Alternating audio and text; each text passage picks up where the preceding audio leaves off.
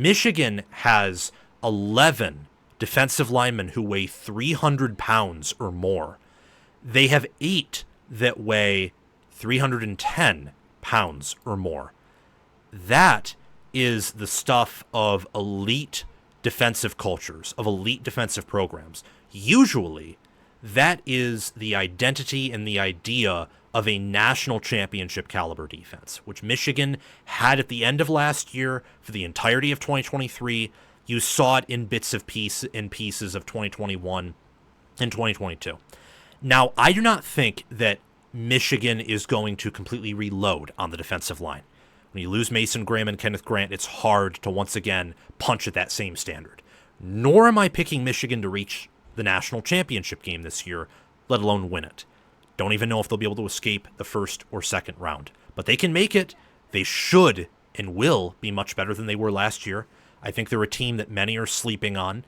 And I expect this defensive line to still play at an elite level and be one of the best defensive lines in America. And if you care about depth, you may even view this defensive line as the best in America. Maybe not entering the year, but with how much talent and how much depth and seniority they have, they return only one starter, and they helped Michigan to only allow 3.1 yards per carry. But look at the defensive tackle and defensive end depth that I am showcasing to you on the screen. Before we resume this segment, please take a few seconds of your time to make sure you have liked the video, subscribe to the channel, hit the notification bell for the channel and for any team podcasts and playlists linked in the description, and also comment your thoughts down below in the comment section and join my Discord server via the description. All of those things I just asked you to do are completely free, and they sign you up for things related to my channel, or they don't sign you up for anything. No cost to you, and all the benefit to you because we release daily college football content here on College Football with Sam. If you want to support the channel monetarily, sign up for a YouTube membership, or check any other links in the description for my merchandise store and Patreon page. Thank you very much, and let's get back to the segment. Rayshaun Benny, Damon Payne Jr., Tré Williams. You also have Derrick Moore, TJ Guy, and Cameron Brandt.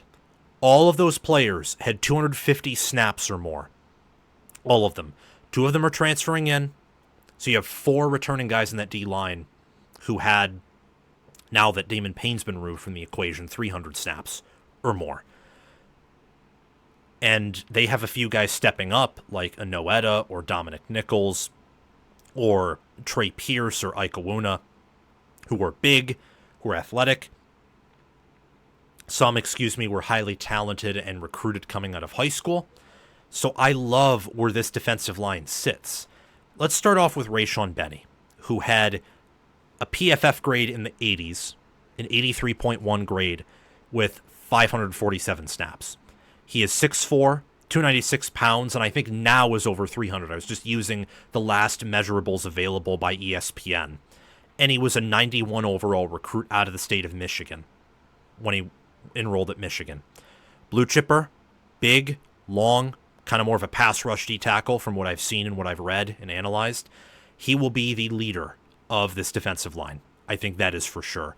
Not the biggest body, but one of the biggest bodies and a leader. And when you grade it as highly as Kenneth Grant did last year and Rayshaun Benny indeed did, you got to wonder if he can have a breakout year and be in that conversation for being one of the first defensive tackles taken off the board in the 2026 NFL Draft. You got Damon Payne, who 63 PFF grade, wasn't very good at Alabama. I don't think he was utilized or developed well there at Alabama with 288 snaps. With Esposito, I'm picking him to immediately be good, if not great. I don't do that with every Michigan position. There are a few teams where I do that for every position. Ohio State towards the end of the year last year was one of those teams. Penn State is one of those teams this year where I'm just giving almost everything benefit of the doubt. Michigan was that way in 2023 and to a large degree in 2022 and even last year. And last year I shouldn't have. But I think with Esposito as his coach, and if Martindale's able to keep more of the concepts from the second half of the year than the first half of the year, keep his adjustments, I think Payne will be awesome. 6'4", 303 pounds, 97 overall recruit. Tré Williams was a 95 overall recruit, so far only 4 stars that we're looking at, and Payne was a borderline 5-star. Tré Williams at a 66.3 grade with 303 snaps, 6'2", 315 pounds coming in from Clemson. And then you got Ike Iwuna, who is an 86 coming out of high school from Texas, 165 snaps with a 68.2 grade, 6'3", 313 pounds. Trey Pierce is 6'2", 315 pounds with an 89 overall. Michigan has one of the deepest and heaviest defensive tackle units in the Big Ten. Oregon's up there too, but Oregon's much younger, and even though their average player is more talented, Michigan has several more years of experience on average, and they're too deep than Oregon does at defensive tackle. Penn State, I think, probably has the best starters at D-tackle in the Big Ten, but they do not have nearly the size or depth that Michigan or Oregon do, and again, we've already talked about, I think Michigan's ahead of Oregon there. This should be the best defensive tackle unit in the Big Ten in terms of experience, size, benefit of the doubt. You've got Ohio State and USC who could probably contend for that too, but I do not love their depth whatsoever. And it's not like their starters are all completely proven freak athletes either. Ohio State's closer to that, but they're a little bit light there. They don't have many 300-pound bodies. They don't have a lot of power there. It's more athleticism outside of Caden McDonald. And they themselves are low on some of their defensive tackle core. USC, they're high in the defensive tackle core, but Keyshawn Silver wasn't amazing at Kentucky, and they don't have a lot of proven production there either. Ohio State even has more proven production at D-tackle, and Ohio State has been telling you for months that they don't really love the room at all. Got good players, but Michigan has a defensive tackle room that I think everyone in the Big Ten, at least for this year, maybe not for the future, but if you could only go through one season, this season as a coach, and you had to choose a defensive tackle room, I think you'd choose Michigan's in the Big Ten. Ano Etta had a 58 grade, not very good, but limited sample size with 86 snaps. 6'5", 308 pounds, 95 overall of high school, was originally an edge, converted to defensive tackle. Derrick Moore, we're moving on to defensive ends now. PFF grade at 78.9 with 480 snaps, 95 overall of high school, 6'3", 256 pounds. TJ Guy and Cameron Brent are both 6'4", Brant's 256 pounds, Guy's about 250. Head PFF grades in the mid-70s with 300 or more snaps. And then Dominic Nichols only had 27 snaps. I expect him to be more involved in the rotation. As Wink Martindale himself said, they're going to rotate 10 guys. I could even see maybe an 11th or 12th guy as the season progresses. And I believe all of the players I have listed up here are going to be the main 10 guys that they are going to be rotating. This Michigan defensive line won't step back by much. In terms of starting caliber, I think it'll step back and there will be a noticeable step back. But in terms of how the game progresses, it won't be very noticeable because Michigan will be able to rotate more this year than they did last year. And you saw that where Oregon, Texas, and some of these other teams were able to tire out Kenneth Grant and Mason Graham. You'll see more rotation this year. They'll be more willing to take their starters off the field, replace them with more competent backups than they had last year. It'll be a lot like Texas going from their 2023 D-line, which was probably a little bit deeper at D-tackle than their 2024 unit was, but wasn't as deep overall, couldn't rotate as much, and their backfield wasn't as good as it was the following year. So in 2024, it was the deeper unit. I think Michigan's going to have a Walmart version of their defensive progress where it's a more balanced unit despite not having quite the talent at D-tackle they did the prior year. And then the D-line will essentially be copy and paste from what that Texas model was. Regression should be expected, and I expect it. But they have 10 or more capable linemen here, and this is how it impacts the team. So Michigan's identity of making sure that the only way you're going to beat them is death by 1,000 razor cuts through the air, paper cuts, that isn't going away. Who on the schedule's running on them? New Mexico, no. Oklahoma with their O-line and running back, I mean, maybe, but not consistently. If it is consistently, it's because of Mateer. And even then, I like both Oklahoma and Michigan to really contain the opposing offense in that matchup. Central Michigan, no. Probably not Nebraska, although I love their O-line. Wisconsin, probably not. USC, you never know with Riley's schemes, but just at face value, no. Washington, great skill position players. Offensive line, very questionable though, so probably not. Michigan State, no. Purdue, no. Northwestern, no. Maryland, no. Ohio State, no. Probably not. Take a step back at running back. Offensive line is not going to be as talented as the unit was at the end of the year with Jackson leaving.